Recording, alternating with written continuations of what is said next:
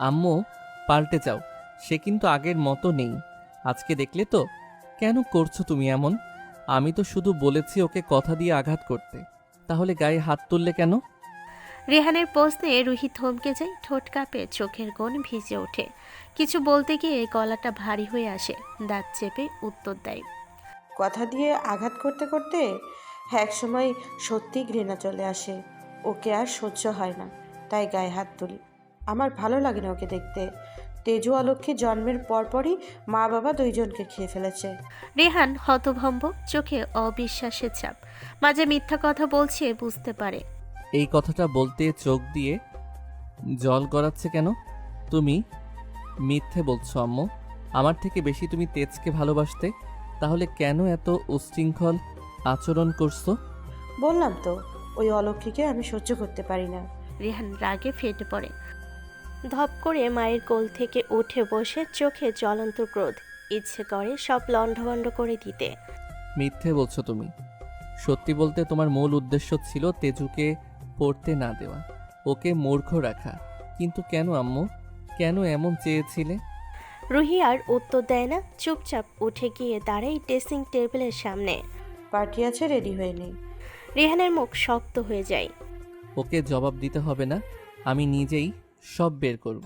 এই বলে রিহান ঘর থেকে বেরিয়ে যায়। রাত 9:30।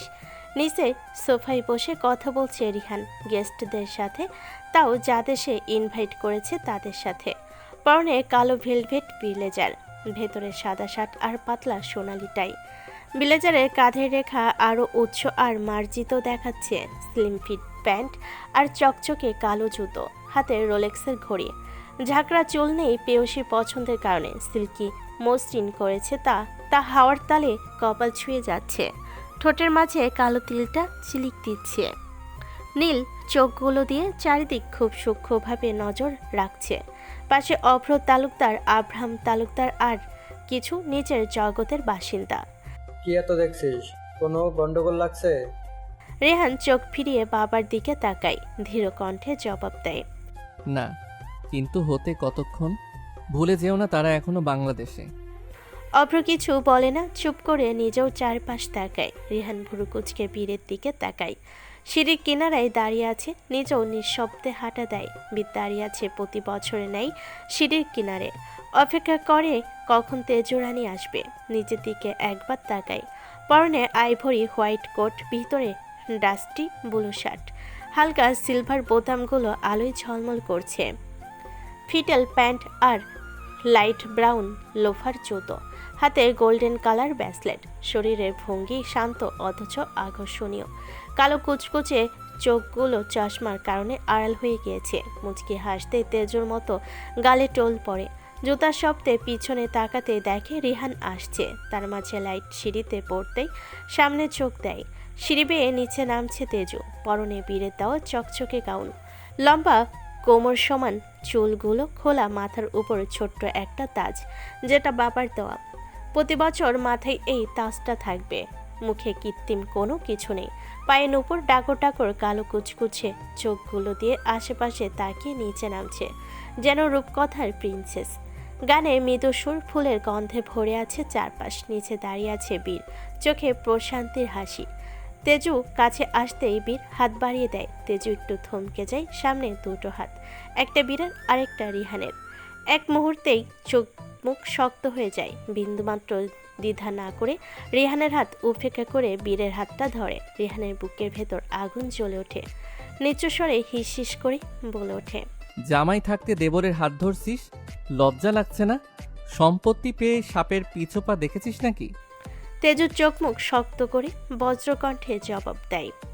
যেই জিনিস আমার সেই জিনিসই পেয়েছি। এখানে সাপের পিছু পা দেখার কিছু নেই। আপনি আমার বলের জামাই, এই সম্পর্ক আমি মানি না।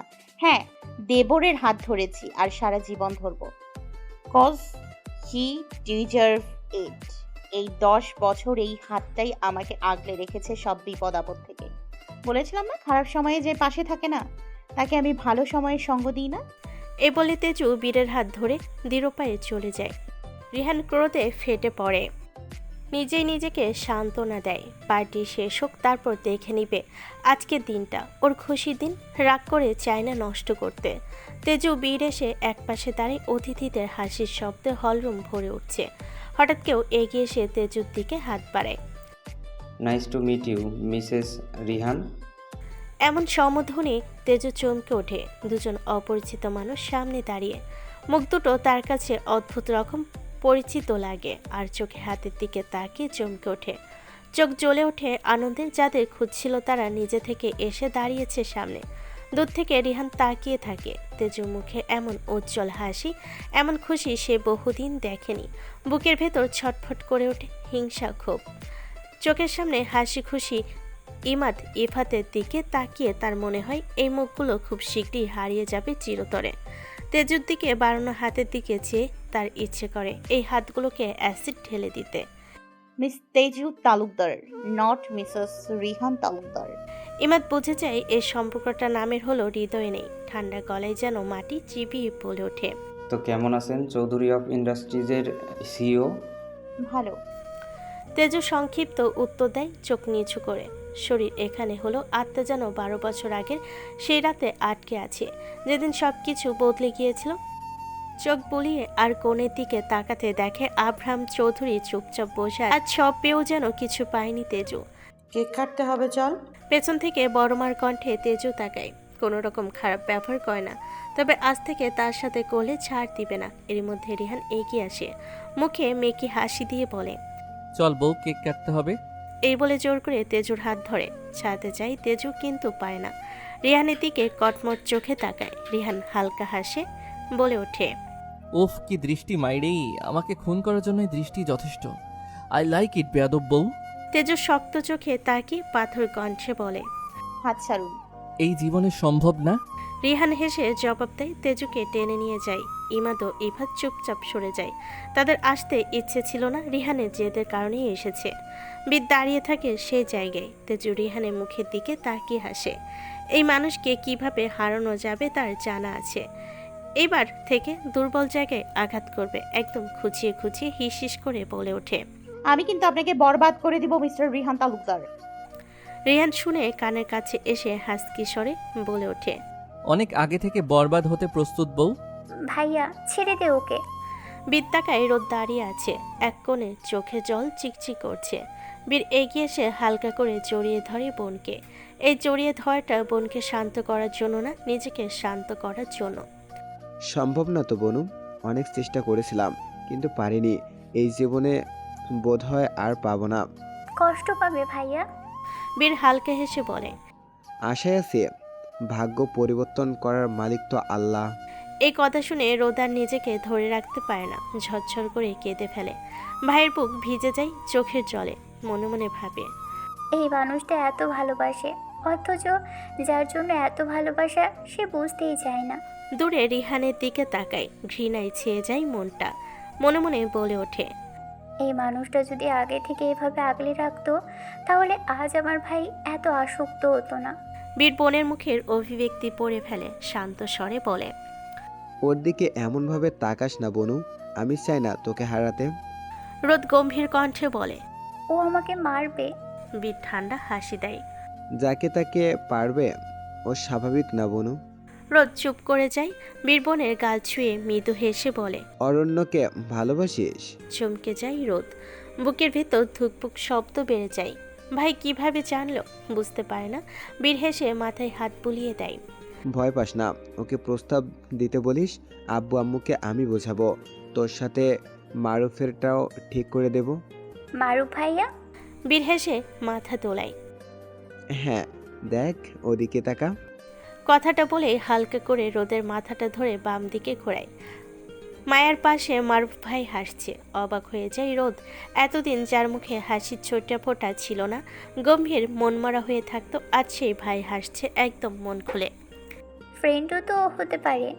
আমি চোখের ভাষা বুঝতে পারি বনু। তেজু চোখের ভাষা বুঝিস? আমার মনে হচ্ছে অন্য কিছু হবে।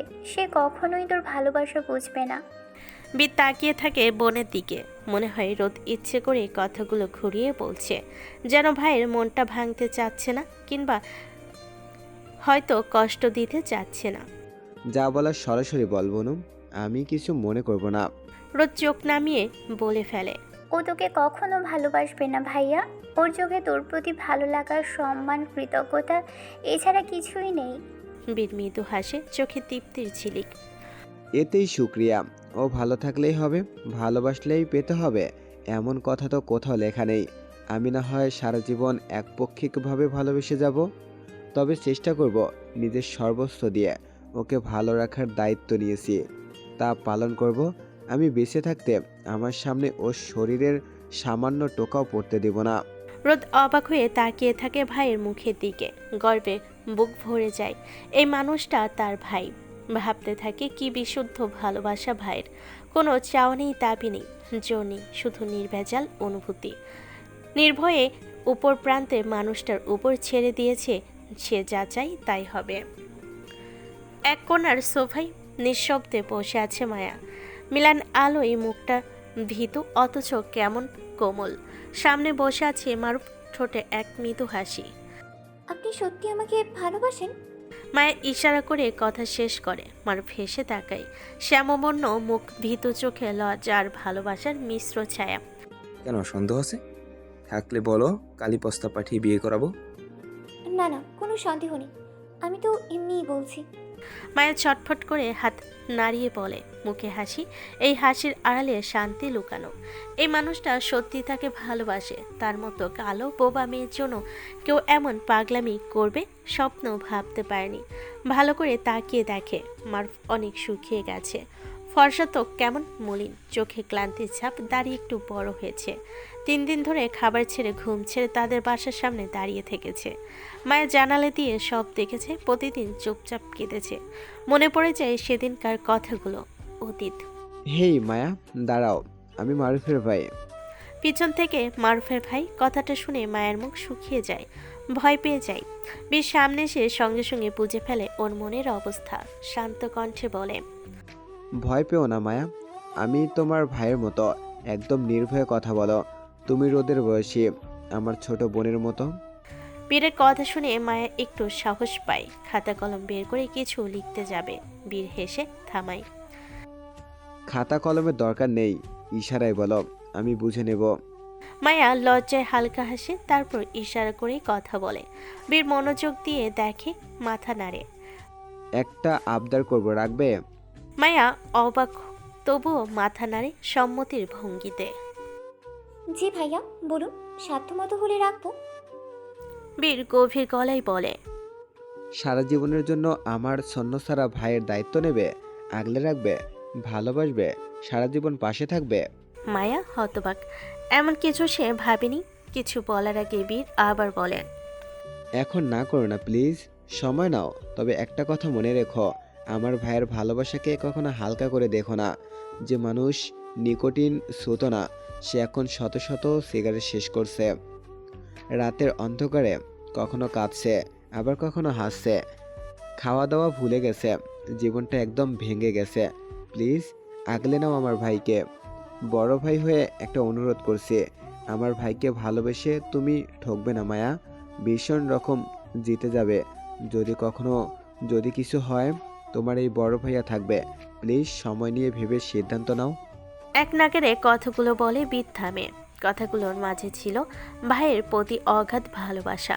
এমন ভালোবাসা মায়ের বুক কাঁপিয়ে তোলে, নিঃশব্দে চোখ বেয়ে জল গড়ায়। সে ভাবতে পারে না একজন পুরুষ তাকে করুণা নয়, সত্যিকারের ভালোবাসা দিতে পারে। কলেজের সবার সামনে যখন মারুফ তার সামনে হাত পা ধরে কেঁদেছিল, তখনও সে তাকে ফিরিয়ে দিয়েছিল। আজ বুঝতে পারে এটা ভালোবাসা ছিল, করুণা নয়। কেউ তার উপর করুণা করে এমন পাগলামি করবে না নিশ্চয়ই। বীর চলে যায়। মায়ের চুপচাপ বসে থাকে সারাদিন। পরদিন ভার্সিটিতে যায়, কিন্তু মারুফ আসে না। সন্ধ্যার পর জানালে গিয়ে দেখে দাঁড়িয়ে আছে রাস্তায়। মায়া ছুটে যায় বাইরে। শরীর কেমন কাঁপছে, কাছে গিয়ে কপালে হাত দেয়। গরমে পড়ে যাচ্ছে শরীর। ইশারাই বলে, আপনার তো ভীষণ জ্বর, এখানে কি করছেন? ওষুধ খেয়ে পাশে রেস্ট করুন। মারুফ হালকা হাসে। ওষুধ খেতেই এসেছি, এই যে এখন ভালো লাগছে। এই বলে হঠাৎ হেলে পড়তে গেলে মায়া দ্রুত ধরে ফেলে, গাড়ি দরজা খুলে বসায়। এসব কি পাগলামি করছেন? ডাক্তার দেখিয়েছেন? মারুফ মাথা নাড়ে। যে অসুখের কারণ তুমি, ডাক্তার দেখিয়ে কি করব? দেখো, তোমার ছোঁয়া পেতেই ভালো লাগছে। সব জ্বর উদাও। মায়া নিজেকে সামলাতে পারে না, ফুপিয়ে কেঁদে ওঠে। মারুফ আলতো করে জড়িয়ে ধরে, সেই জড়িয়ে ধরা যেন পৃথিবীর সব আশ্রয়। ভাবতে অবাক লাগছে এই পাষাণ মেয়েটা তার জন্য চোখ ভিজাচ্ছে। ভালোবাসো? মায়া ছোট্ট বিড়াল ছানার মতো মাথা তুলে টইটুম্বর চোখে তাকায়। বীর ভাইয়ের কথাটা মনে পড়ে যায়। আগলে রাখবে আমার ভাইকে? ভীষণ ভালোবাসি। ভালোবাসবেন আমাকে সারা জীবন? মারুফের নিঃশ্বাস ভারী হয়ে আসে, মনে হয় স্বপ্ন দেখছে। আজ প্রথম মনে হচ্ছে সে মায়ার ইশারায় ইঙ্গিত বুঝতে অক্ষম।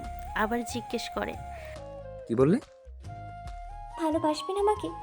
ভালোবেসে জড়িয়ে রাখবেন আপনার জীবনের সাথে সারা জীবন? মায়ের মুখে লজ্জা মেশানো হাসি। মারুফের চোখ ভিজে ওঠে। এই প্রথম সে অনুভব করে অপ্রকাশিত ভালোবাসা যখন মেলে তখন এমনই শান্তি আসে। শেষ নিঃশ্বাস ত্যাগ করা পর্যন্ত নিজের সর্বোচ্চ দিয়ে আগলে রাখবো। এই বলে মায়াকে শক্ত করে জড়িয়ে ধরে। মায়াও আর বাধা দেয় না। রাতের তারা সাক্ষী থাকে তাদের ভালোবাসার। সেই রাতে তাদের দুজনের নিঃশব্দ প্রতিজ্ঞায় তৈরি হয় এক চিরন্তন বন্ধন। মায়া, এখানে কি করছিস ওর সাথে? পিছন থেকে ভাইয়ের কণ্ঠে অতীত থেকে বেরিয়ে আসে মায়া। ভয়ে ভয়ে পিছন ফিরে তাকায়। কেন, এমনি কথা বলতে পারে না নাকি? বীরের কথায় শেহজাদ পিছন ফিরে তাকায়। বলতেই পারে, একলা দেখে জিজ্ঞাসা করলাম। কিছুদিন পর একলা এক রুমেই থাকবে। হোয়াট? নাথিং মারুফ, মায়া চলো, কেক কাটবে, তেজুরানি ডাকছে। বীরের কথায় দুজনেই উঠে বসে। তিনজন একসাথে এগিয়ে যায়। পিছন থেকে শেহজাদ ভয়ঙ্কর দৃষ্টিতে তাকিয়ে থাকে। সকালে কল দিয়ে জানিয়েছে বিয়ে ক্যান্সেল। সেই থেকে ওর মেজাজ খারাপ। মোবাইল বের করে পার্টির সব আপডেট একজনকে পাঠিয়ে দেয়। রিহানের ধ্বংস করে ছাড়বে নিজের কাছে প্রতিজ্ঞা করে। রিহান হাত ধরে তেজুকে কেকের সামনে নিয়ে আসে। সেখানে আগে থেকেই সবাই ছিল। তেজু ইশারা করে বীরকে আসতে বলে। বিদ্যায় মারুফ আর মায়াকে ডাকতে যায়। আর ঠিক তখনই কথাগুলো শুনে জবাব দেয়। তেজুর সামনে তাকিয়ে দেখে বীর ভাই আসছে, সাথে মারুফ আর মায়া। তবে কি তার সন্দেহ সত্যি?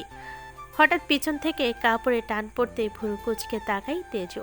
হোয়াট দ্য হেল, ড্রেস ধরে রেখেছেন কেন? রাগী স্বরে কথাটা রিহানের উদ্দেশ্যে ছুড়ে দেয় তেজু। গাউন অর্ধেকটা রিহানের হাতের মাঝে। রিহান কিছু না বলে গাউনটা হাতের মাঝে নিয়ে উপরে তুলতে তুলতে বলে, চুপ থাক বেয়াদব। গলা উঁচিয়ে কথা বলছিস কার সাথে? পার্টিতে অনেক মানুষ, সিন ক্রিয়েট করে মাথা খারাপ করিস না। দেখছিস না কাপড় ফ্লোরে গড়াগড়ি খাচ্ছে? তো বিরক্তিতে কপাল গুটিয়ে যায় তেজু। এসব লুতুফুতু তার ভালো লাগে না। কত মানুষ হাঁটছে, তাদের পায়ের নিচে পড়লে তখন মরবি, তাই সেভ করে রাখছি। তেজু রাগে ও জিতে ড্রেস একটানে নিজের কাছে নিয়ে আসে। আমি নিজেকে সেভ করতে জানি, এইসব আলগা পিরিত একদম দেখাবেন না। রিহান ভুরু কুচকে তাকায়। কিছু বলতে যাবে ঠিক তখনই চোখ পড়ে।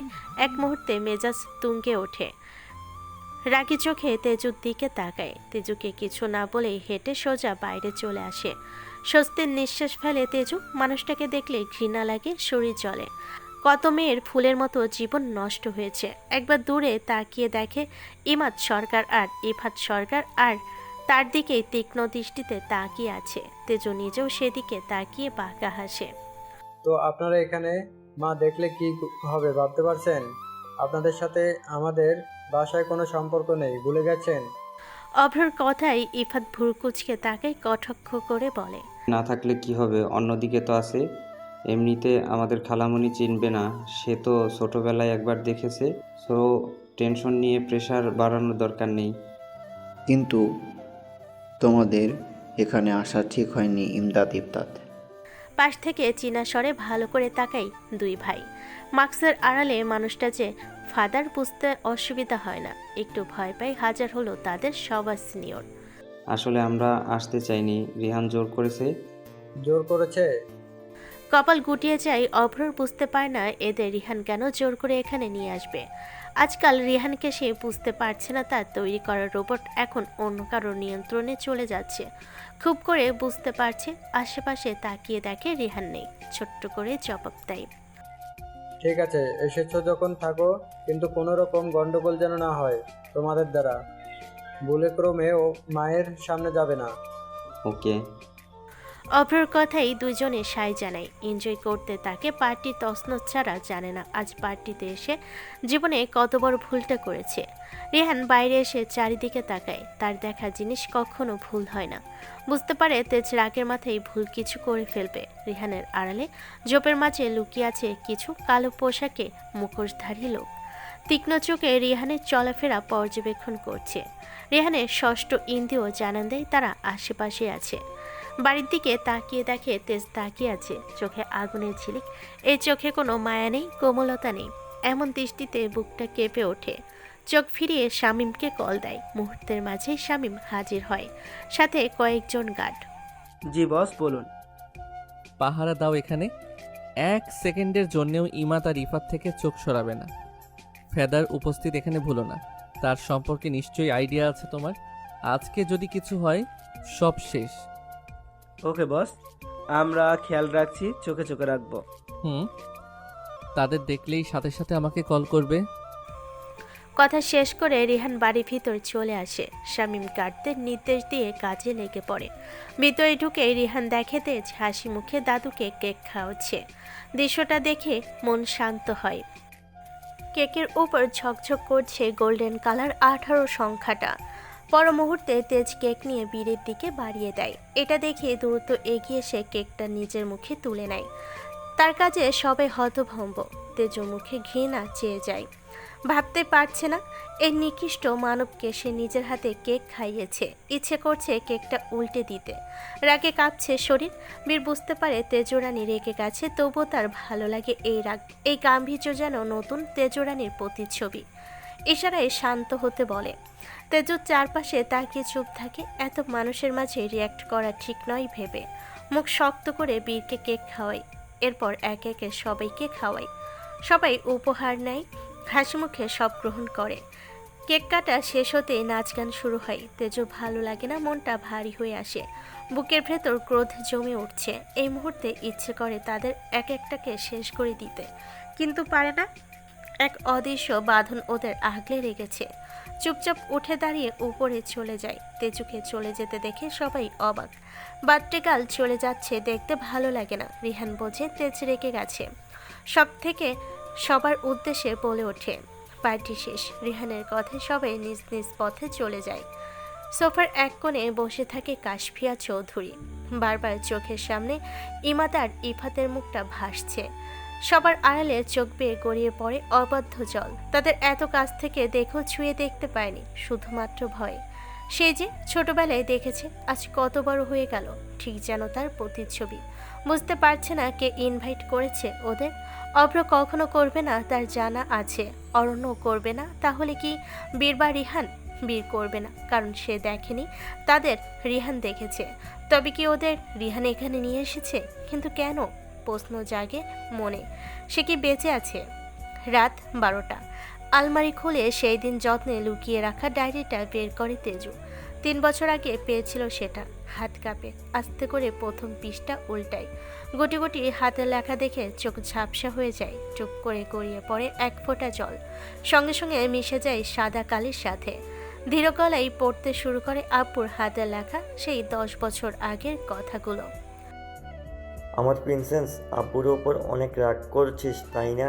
এই যে গত 14 দিন ধরে তোর কোনো খেয়াল রাখতে পারছি না, নিজেকে নিয়ে ব্যস্ত আছি। কিন্তু প্রিন্সেস, বিশ্বাস কর, এখানে তোর বীর পুরুষটার কোনো দোষ নেই। জানিস, হঠাৎ করে শরীরটা ভীষণ রকম খারাপ লাগছে। মনে হচ্ছে আমার সময় ফুরিয়ে আসছে। তোর আম্মু আমাকে ডাকছে। আজ ভীষণ করে লিখতে ইচ্ছে করলো, কারণ মনে হচ্ছে আমার সময় শেষ। তাই সবটা জানিয়ে যাচ্ছি। এই যে নিচে একটা রাজপ্রাসাদের মতো বাড়ির ছবি আঁকলাম বাবার কাঁচা হাতে। ঠিক এমন একটা বাড়ি তোর হবে। এটুকু পরে তেজু থেমে যায়। গভীরভাবে নিঃশ্বাস টেনে নেয়। ছোট্ট হাতে আঁকা সেই বাড়িটার নিচে লেখা। প্রিন্সেস, বাবারা তো মেয়েকে বিয়ের সময় স্বর্ণ ফার্নিচার দেয়। আমি তোকে দিলাম একটা বাড়ি, যাতে কেউ বলতে না পারে আমার মেয়ের নিজের বাড়ি নেই। তোর আম্মু আর আমি তোর 3 বছর বয়সে এই বাড়িটার কাজ শুরু করেছি। নাম দিয়েছি তেজ মঞ্জিল। এখন সেটা সম্পূর্ণ হয়েছে, কিন্তু কেউ জানে না এটার আসল মালিক কে। এটা তোর একদম নিজের বাড়ি। 18 বছর হলে এটা তোর নামে হবে।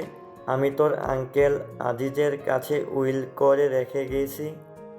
পৃষ্ঠাটা পড়া শেষ হতে বুক ভারী হয়ে আসে। মনে হয় আব্বু আরও কিছু লিখতে চেয়েছিল কিন্তু পায়নি, হয়তো সেই সময়টা আর পায়নি। এবার পরের পৃষ্ঠা উল্টায়। এই পৃষ্ঠার লেখাগুলো আব্বুর নামে মনে হলো হাতে লেখা কেমন ভিন্ন লাগে, সন্দেহ জাগে, আবার মনে প্রশ্ন জাগে। আব্বুর পার্সোনাল ডায়েরিতে আব্বু ছাড়া কে লিখবে? পড়তে শুরু করে সে পেজের পড়াগুলো।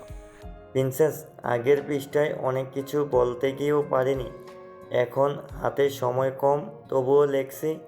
যদি কখনো এই ডায়েরি তোর হাতে আসে, জানতে পারবি তেজ মঞ্জিল ছাড়া আমার যত সম্পত্তি আছে সব তোর নামে হবে। আর সেটাই তোর জীবনের কাল হয়ে দাঁড়াবে। তোর ওপর অনেক খারাপ লোকদের দৃষ্টি আছে। নিজের মতো করে তৈরি হ, যেন তাদের সাথে লড়তে পারিস। জীবনে কখনো ভেঙে পড়বি না। তোর আড়াল থেকে কেউ তোকে আগলে রাখবে সব সময়। দুঃখের পর সুখ আসে, এই বিশ্বাস ধরে রাখবি সব সময়। লেখা শেষ হতে তেজু চোখ মুছে ডায়েরিটা বন্ধ করে রাখে। বুকের ভেতর অদ্ভুত শক্তি জন্মায়। সব বের করবো আমি। তার আগে নিজের প্রতি হওয়া অন্যায়ের বিরুদ্ধে দাঁড়াবো। মনে মনে বলে, চোখ রক্তলাল হয়ে ওঠে। এই মুহূর্তে কেউ দেখলে বিশ্বাসই করবে না এটাই সেই তেজু, যার দৃষ্টি ছিল সবসময় নরম কোমল, অথচ এখন সেই চোখে তার ছিটে ফোঁটাও নেই।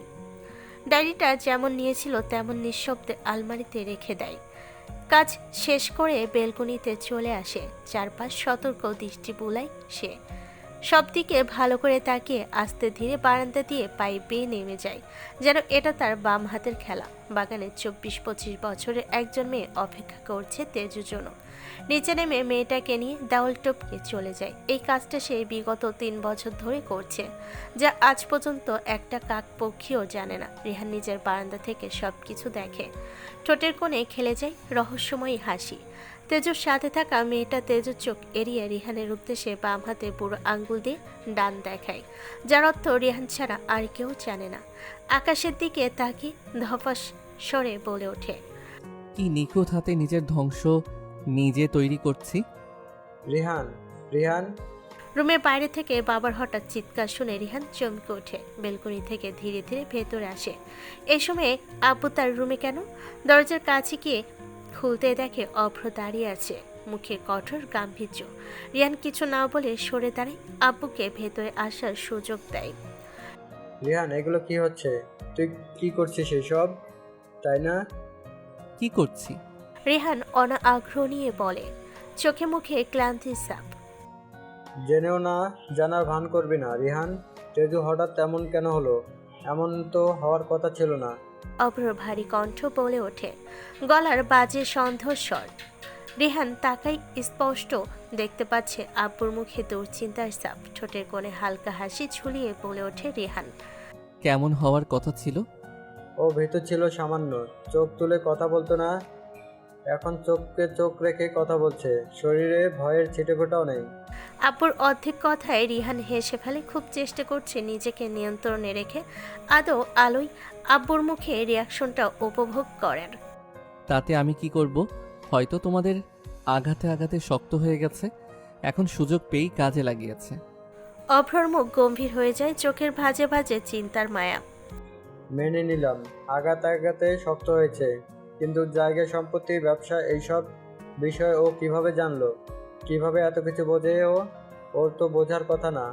18 বছর পর সম্পত্তি সব ওর হবে, এটা আজকে জানার কথা। অথচ ওর কথাবার্তায়, চালচলনে বোঝা যাচ্ছে এইগুলো ও অনেক আগে থেকেই জানে, আর সে অনুযায়ী নিজের মনোভাবে তৈরি করেছে। অভ্রর কণ্ঠে একরাশ আশঙ্কা, যেন ভবিষ্যতের অন্ধকারে গন্ধ পেয়ে গেছে। রিহান আশ্বাস দেয়, ভয় পাচ্ছ এমন রূপে? ভয়ের কিছু নেই, আমি আছি তো। তেজ ততটাই এগোবে যতটা আমি চাইব। রিহানের কণ্ঠে ঠান্ডা আত্মবিশ্বাস, যেন এক অদৃশ্য নিয়ন্ত্রণের জাল সে নিজেই ছুঁয়ে রেখেছে। অভ্র কিছুক্ষণ স্থির দৃষ্টিতে ছেলেকে দেখে। ছেলে কথা ধন বুঝছে না, কথা ঘুরিয়ে প্রশ্ন করে, তুই যে হঠাৎের প্রতি এত উদার হচ্ছিস, ওর খেয়াল রাখছিস, এত তো ওর বিপদ হবে, ইচ্ছা করে করছিস নাকি? রিয়ান ঠোঁটের কোণে হাসি টেনে জবাব দেয়, ও নিজের খেয়াল রাখতে পারবে আব্বু, সেটা কাল সকাল থেকে আরো বেশি করে বুঝবে। না পারলে আমি আছি তো। একটু আগে তুমি তো নিজেই বললে ওর মাঝে ভয়ের ছিটে ফোটাও নেই, তাহলে ভয় কিসের? অভ্রর চোখে রাগের আগুন জ্বলে ওঠে, গর্জন করে রিহানের উদ্দেশ্যে বলে ওঠে, এইখানেই আমার ভয় রিহান, কসম। আমার সাথে আঘাত লাগলে আমি কিন্তু ছেড়ে দেব না। আব্বুর কথায় রিহান ভয় পায় না, নীরব থাকে কিছুক্ষণ, ঠোঁট চেপে হালকা হেসে পকেট থেকে এক হাত ঢুকিয়ে অন্য হাত দিয়ে চুলে আঙ্গুল চালায়, আত্মবিশ্বাসী ভঙ্গিতে বলে,